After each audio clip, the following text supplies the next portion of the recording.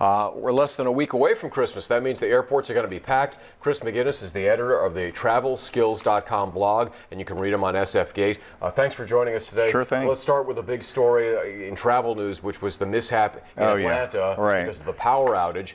You're flying to Atlanta tomorrow, so I know you got your fingers crossed, but everything is fixed. What are options for travelers if their flight gets canceled? Well, the important thing to remember is that if your flight gets canceled and you decide not to take the trip at all, the airline has to give you a refund. Now, a lot of times they're not going to do that. They'll offer you, a coupon or something that you can use later on. But if you decide to not take your trip, the vacation's ruined because you can't get out, then you need to get a refund.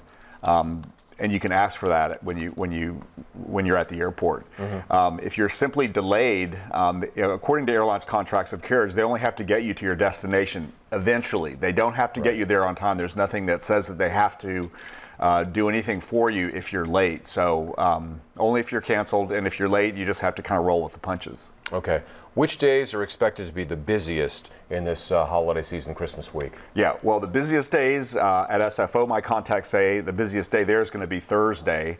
And when I talk to United, which is what most people in the Bay Area fly for the holidays, Friday is going to be the busiest day.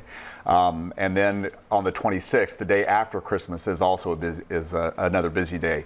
The following week for New Year's, it's more or less the same drill. The busiest day is going to be the Friday before, and then the Monday and Tuesday after. I was going to ask you, when's the best time to travel? Yeah. And it doesn't sound like there is one based on all those days. There is the best time to travel. Midweek is basically the smartest thing to do. So being a smart traveler that I am, I'm traveling to Atlanta tomorrow.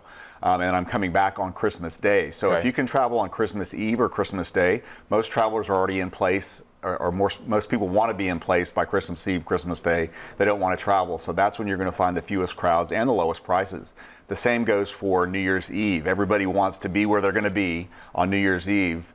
They don't want to be flying on that day. So that's a great time to fly. As you know, one of the best flights I ever took was flying over to Europe and seeing the Northern Lights as we entered the new year. So that's kind of a cool thing to do. Oh, that's nice. Everybody toast on the plane when you did that? Yeah. The pilot said everybody look out the window, and it was, I mean, you weren't really sure what time it was because you're crossing time zones, but around midnight we saw the Northern Lights. Yeah, that's a great story. That's what you'll have forever. Chris, thanks so much for coming in. Good luck on your flight to Atlanta tomorrow. I think I'll be fine. Everything's back to normal there. Text us, let us know how it goes. I will. All right, thanks. All right.